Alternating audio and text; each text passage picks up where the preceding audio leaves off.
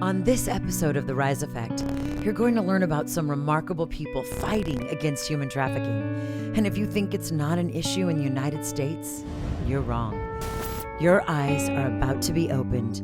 There are incredible individuals who are sacrificing their livelihoods to join this fight, and heroic survivors who are willing to share their unbelievable stories.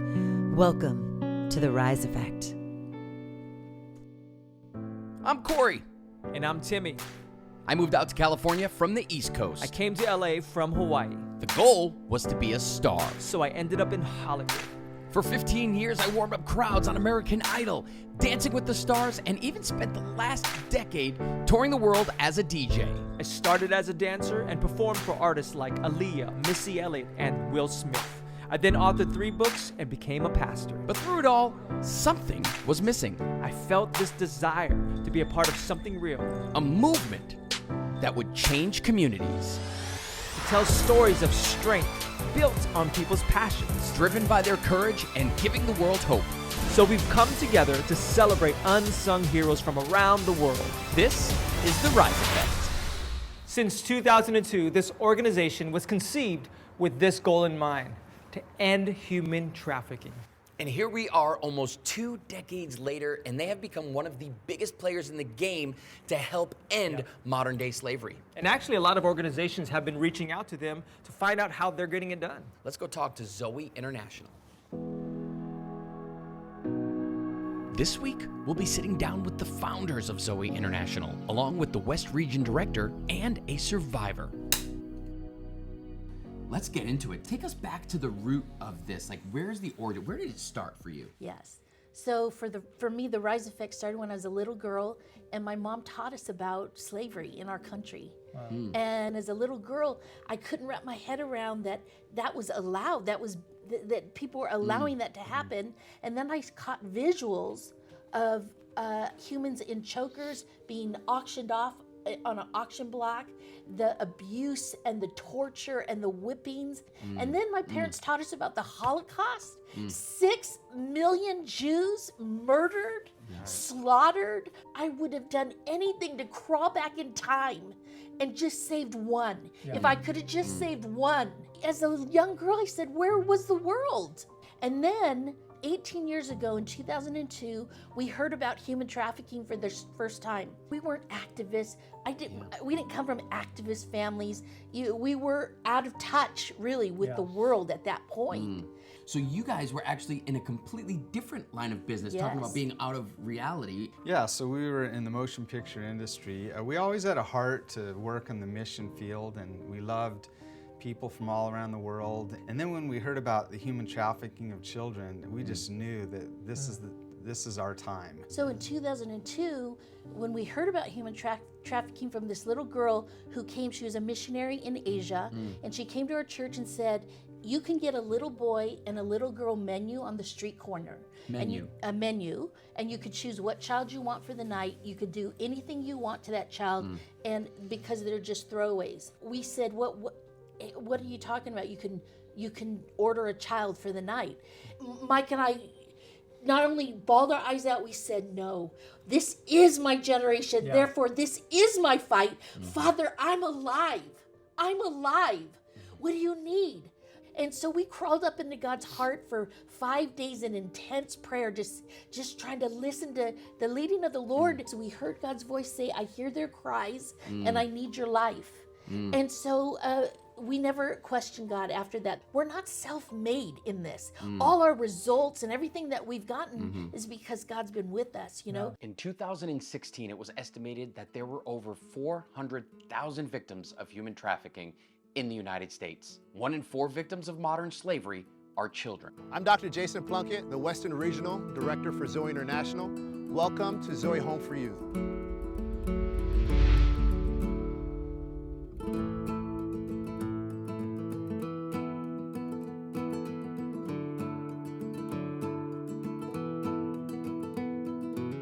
What's your key role here at ZOE? So I'm the Western Regional United States Director, and I was brought about to start our clinical work. So we started 2 programs already. We've actually already contracted a program where we help rescue youth in LA County, off the streets. We have a team of advocates who work 24/7, 365, ready to rescue youth off the streets.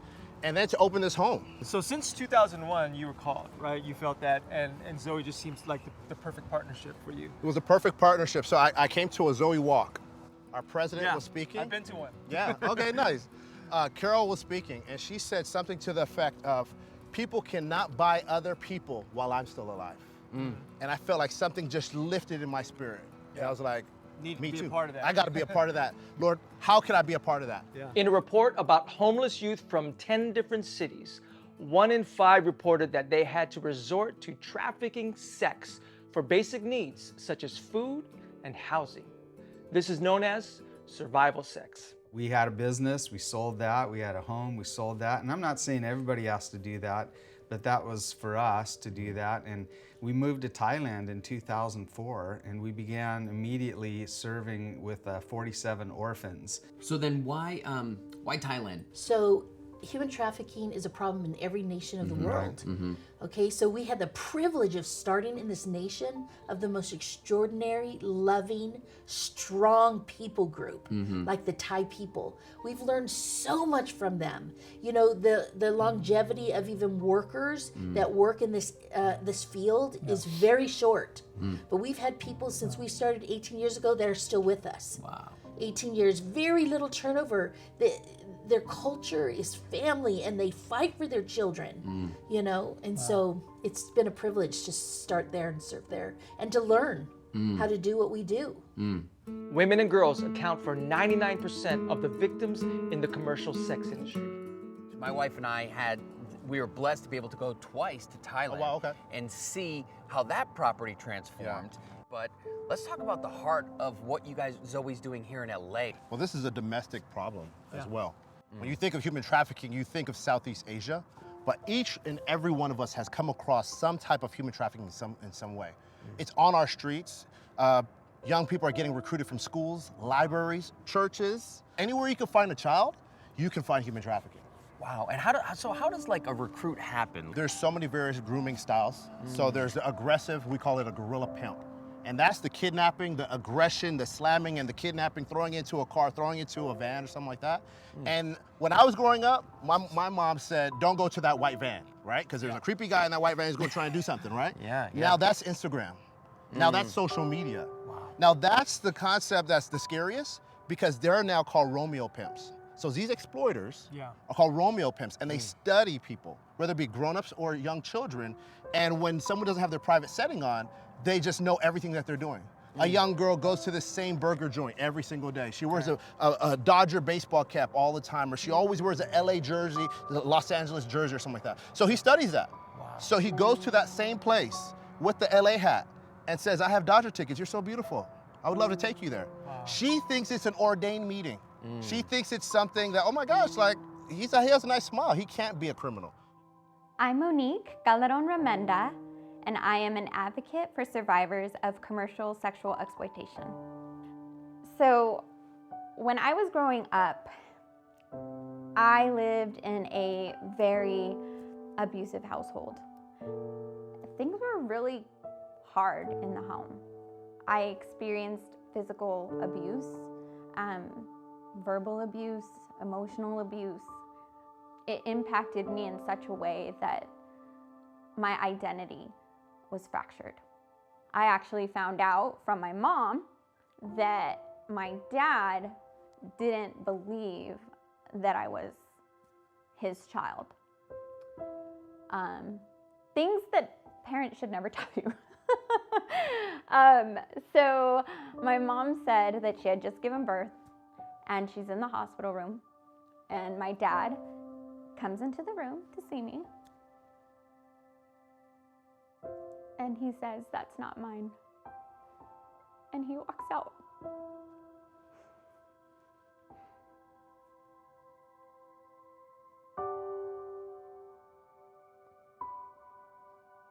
And that's where it started.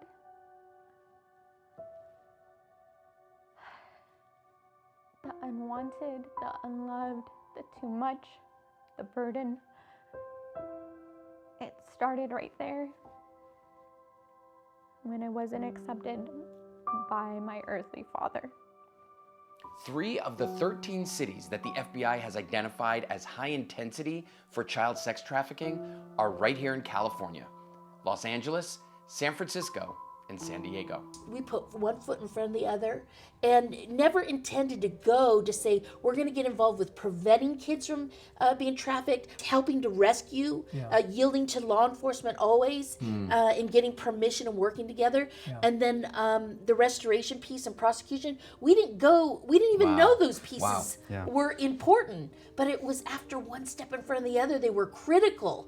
You know, okay, we're helping to rescue these kids, but how do we prevent them from getting in the first place? And then launching our prevention, and you know, and then who's going to take care of the kids and see that they're restored? Do you know kids that are raped 5 to 20 times a day? Where do you even begin with their restoration process? We work with a ton of experts today, but back then, what's trauma? What's trauma-informed care? How do you help this little kid get his joy back and become a little kid again? Where do you even begin to pick up those pieces, you know? Forced labor and human trafficking is a $150 billion industry globally. So I ended up going to Loyola Marymount University, and I majored in theater. But what ends up happening is I get exposed to the Hollywood life. Well, I start going to clubs, to crazy parties. I get introduced to sugar daddies. I am really learning about being objectified. So what's happening is all of a sudden men are giving me attention for how pretty I am and are wanting to take me out and take me to these expensive dinners and take me to these places I've never been. So this becomes very alluring to me. I'm like, this is something I want to be about. I end up getting recruited by this one dude who was like creating a harem in like the Hollywood Hills. And the crazy thing is he would text us and be like, hey, so what are you willing to do?